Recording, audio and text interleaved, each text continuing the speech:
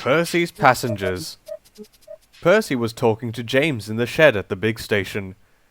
My God was telling me how lonely he gets in his van.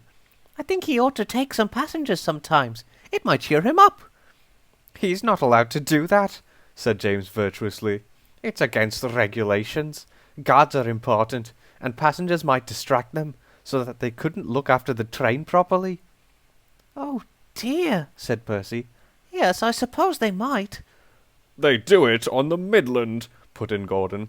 Someone told me about it when I went to Carlisle with that special, but they don't do it on the other railway. It's on some preserved line where they haven't got any coaches. You see, James, said Percy triumphantly. Oh, well, if they haven't any coaches, that's different, James huffed. I'm sure the Fat Controller wouldn't approve, though.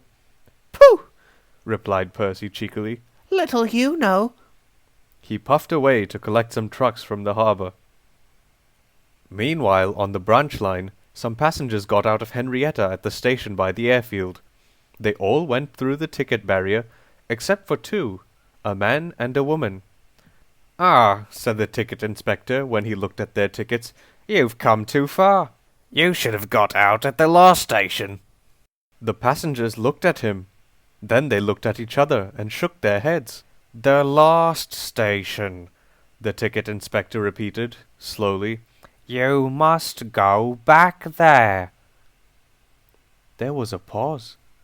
Then the man said something to his wife in a language the ticket inspector didn't understand. He asked the porter to bring the station master. A short time later, Percy came chuntering happily along the branch line with his train of trucks from the harbour. He saw the signal at the station by the airfield was set at danger, and the station master waiting for him on the platform. Oh dear, there must have been an accident, he thought as he stopped. I hope no one's hurt. The station master came over with the two passengers. I'm giving the guard these two passengers to travel in his van, he told Percy. They're foreigners who came too far on Toby's train by mistake.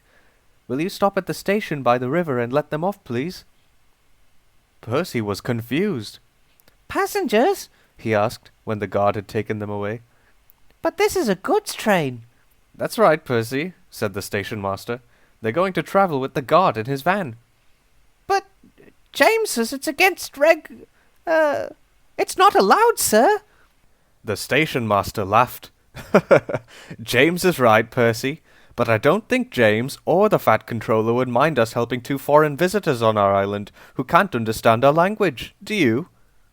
That made it all right, of course. The guard saw that his visitors were as comfortable as he could make them in his van, and when, a few minutes later, they reached the station they wanted, they came to the front of the train to see Percy.